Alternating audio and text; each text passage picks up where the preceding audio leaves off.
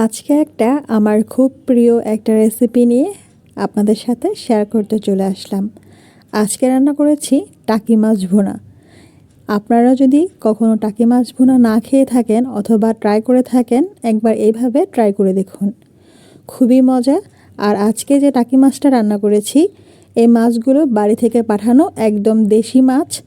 আমি এগুলো বাসায় পাতিলে এভাবে রেখেছি। তো এইখান থেকে কিছু টাকি মাছ আজকে রান্না করব। আগেও বেশ কিছু টাকি মাছ রান্না করে ফেলেছি, আজকে আপনাদের সাথে শেয়ার করার জন্য এই ফুটেজটাও শেয়ার করলাম। আর দেশি মাছের টেস্ট কিন্তু একটু ভিন্ন এবং এটার স্বাদ মুখে লেগে থাকার মতো।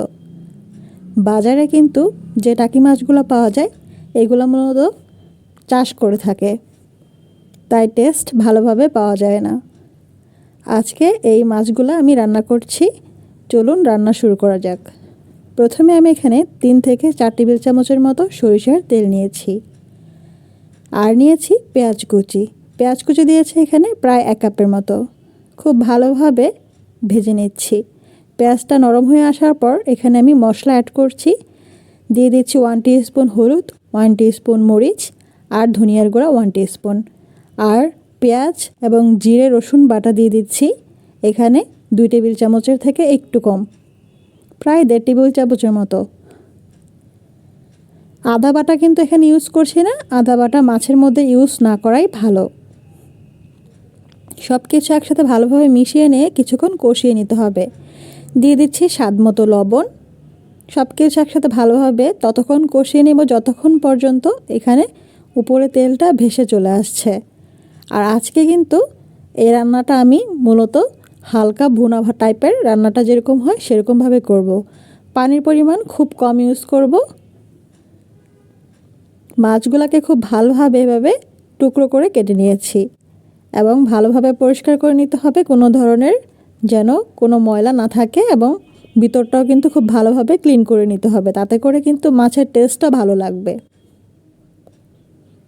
এখন মাছটাকে কিছুক্ষণ কষিয়ে নিয়েছি এবং তারপর ফাইনালি এখানে রান্না করার জন্য 1 কাপের মতো পানি ইউজ করেছি।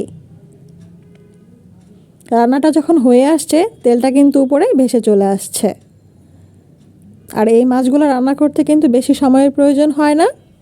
একদম রান্নাটার শেষ মুহূর্তে আমি এখানে ধনেপাতা এবং কাঁচামরিচ কুচি ইউজ করছি। ধনেপাতা এবং কাঁচামরিচ দেওয়ার কারণে ফ্লেভারটা খুব ভালো আসে, খেতেও কিন্তু বেশ ভালো লাগে। রান্নাটা কিন্তু হয়ে গিয়েছে, এখন এটা পরিবেশন করার পালা।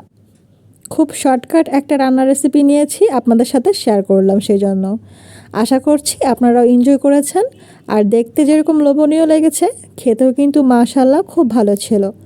আশা করি আপনাদেরও ভালো লেগেছে। আপনারা বাসায় টাকি মাছটা এভাবে একবার রান্না করে দেখতে পারেন।